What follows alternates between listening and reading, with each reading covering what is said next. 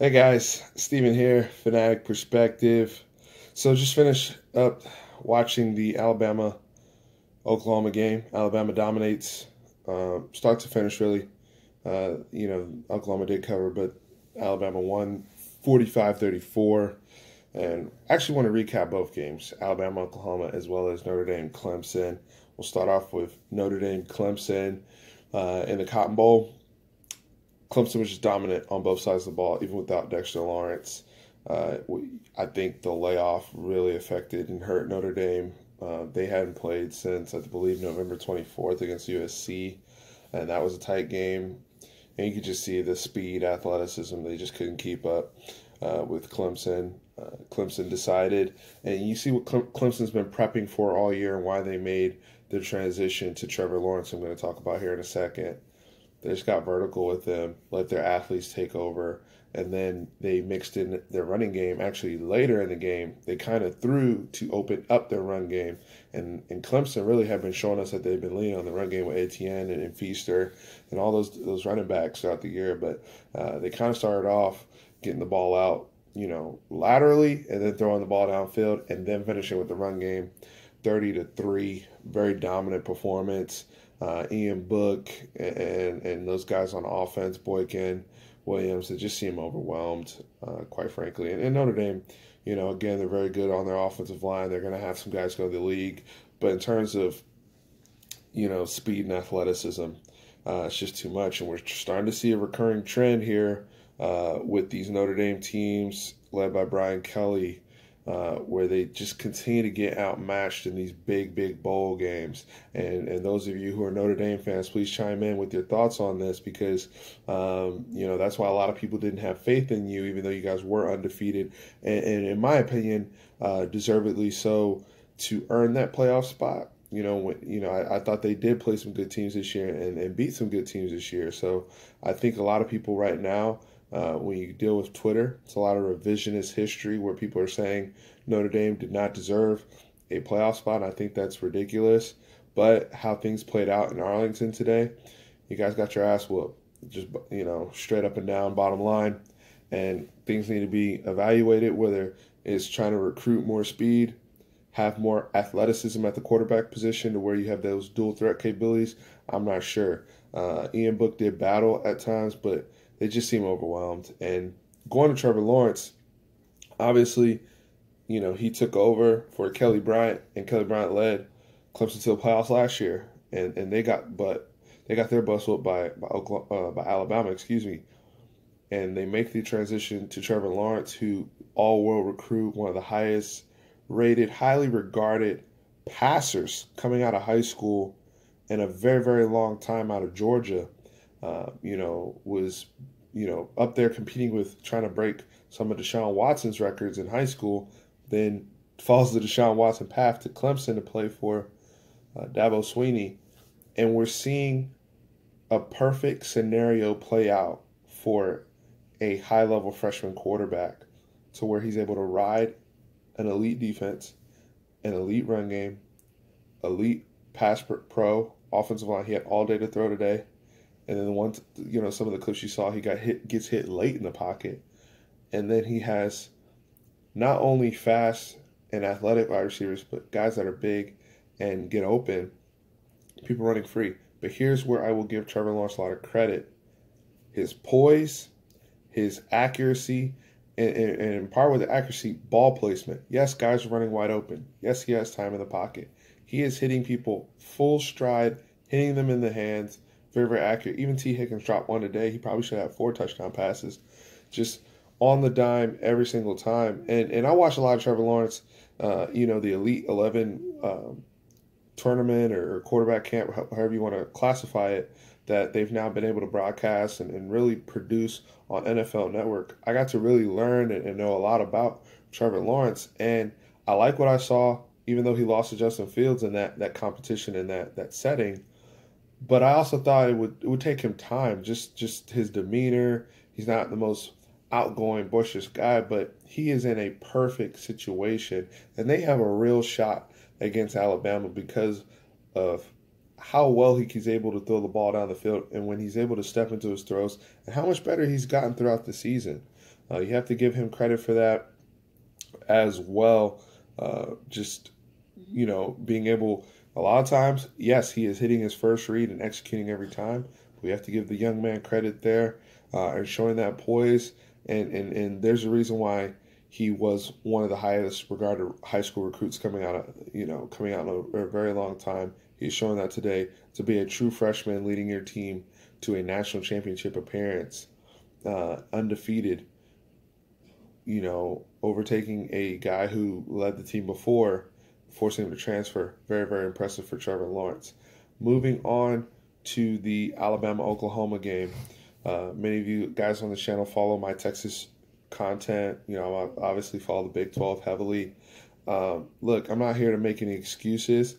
I know Oklahoma covered. I think the spread was at 14 and I lost by 11. But overall, Alabama in the trenches dominated. Was I surprised that the Oklahoma offensive line was ineffective as it was, especially in the first quarter? Yes. I thought they would come out with a little bit more juice. Now, they did get settled, specifically in the second half. They played a lot better. And, Alabama really didn't stop them in the second half, but it was too little too late. And in key moments, situational football, Alabama was dominant. When you allow someone, it's like Madden, bro. Like, if we're playing Madden and somebody's just going to keep destroying me on a slant, I'm going to do something to take that away.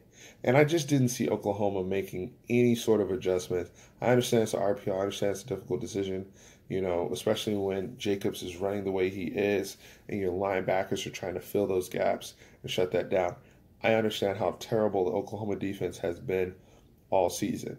But I'm not going to die like that, getting beat by the same stuff over and over and over repeatedly.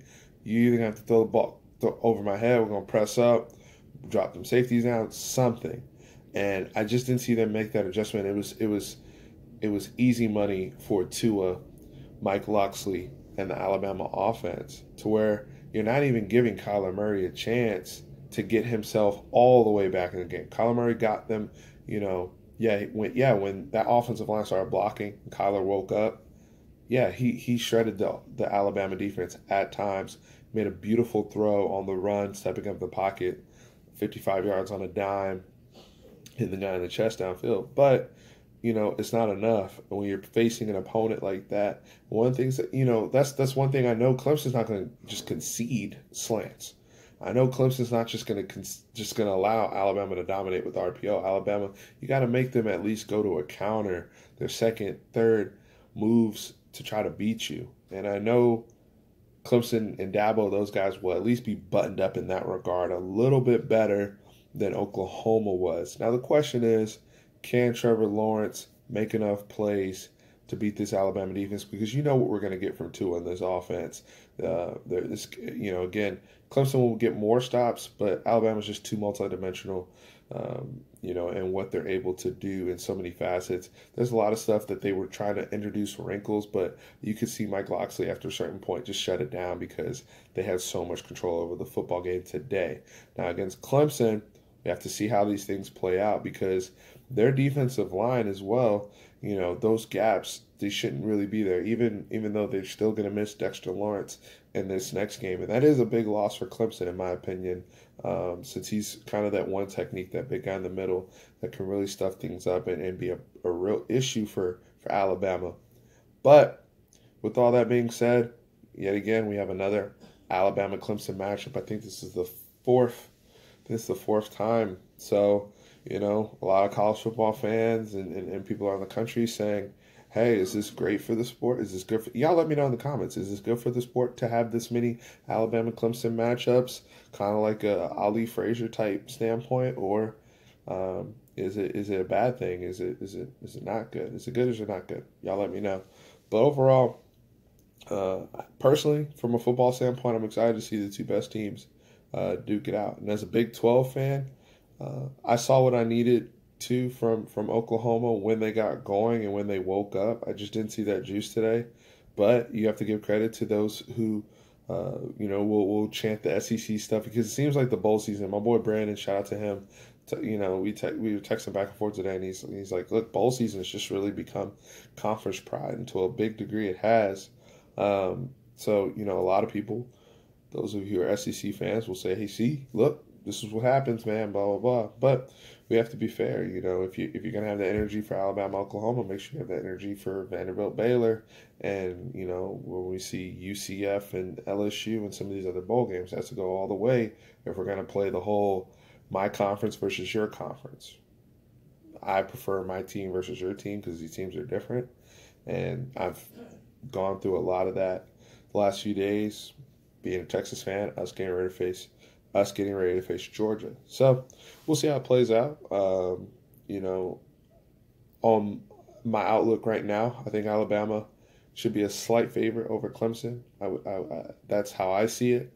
And I just think Tua, with the experience that he has being in that game last year and how he looked today, just so sharp, even though him and Trevor Lawrence look incredible. I just like what I see from Tua in this offense. They're humming.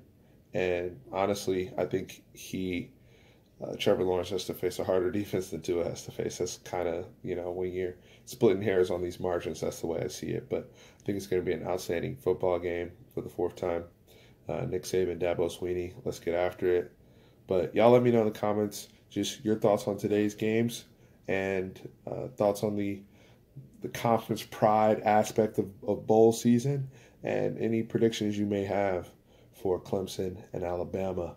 I'm signing off. I'll be back on with some Cowboys content tomorrow as we face off against the Giants. And then obviously I'll be back with John Tran on Tuesday for Texas Bowl coverage as well. So appreciate y'all as always. Thank you.